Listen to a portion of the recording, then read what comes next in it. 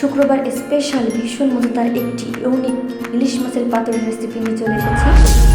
আসসালামু আলাইকুম, গ্রাম বাংলা রাঁধুনিতে আপনাদের সবাইকে স্বাগতম।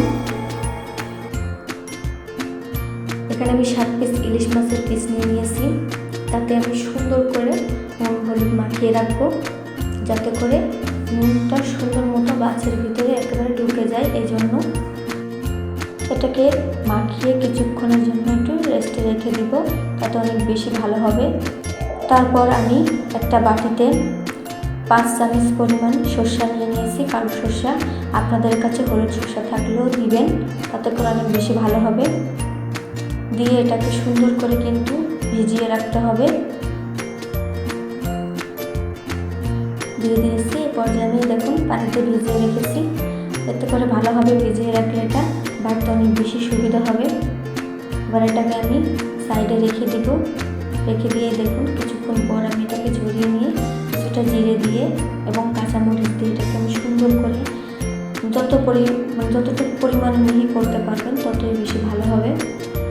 এভাবে দিয়ে আমি শিলনোড়ায় বেটে নিয়েছি। আমরা সবাই জানি যে শিলে বাটলে কিন্তু অনেক বেশি টেস্টি হয়। আর এখানে আমি 2 টেবিল চামচ পরিমাণ টক দই দিয়েছি। দিয়ে সুন্দর করে এটাকে আমি মাখিয়ে নিব এবং এর মধ্যে হলুদ গুঁড়ো শুধু একটু কালারের জন্য এবং স্বাদ অনুযায়ী লবণ এবং সামান্য একটু চিনি দেবেন, তাতে করে অনেক বেশি ভালো লাগবে খেতে। এই সবগুলো মিক্সড করে সুন্দর করে মেখে নিতে হবে। এই দেখুন আমি মেখে নিয়েছি।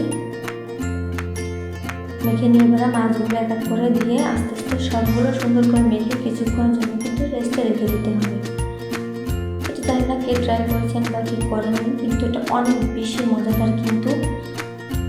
এই দেখুন আমি এবার একটু সরষার তেল দিয়ে এটাকে সুন্দর করে মেখে নেব। এই পুরো রেসিপিটা কিন্তু সরষার তেল দিয়ে করতে হবে।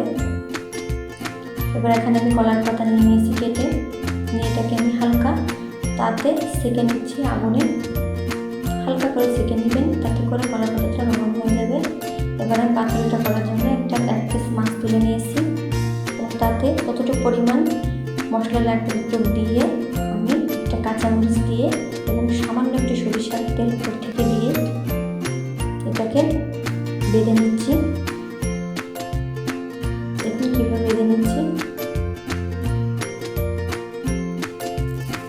সুতো দিয়ে সুন্দর করে এটাকে কিন্তু বেঁধে নিতে হবে। এই পর্যায়ে দেখুন আমার বাঁধা শেষ।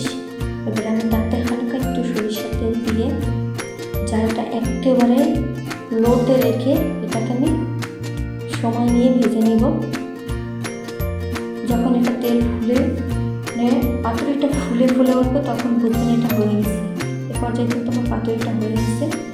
দেখুন ফুলে ফুলে উঠেছে আমার পাতুরিগুলো, কত সুন্দর হয়েছে দেখতে।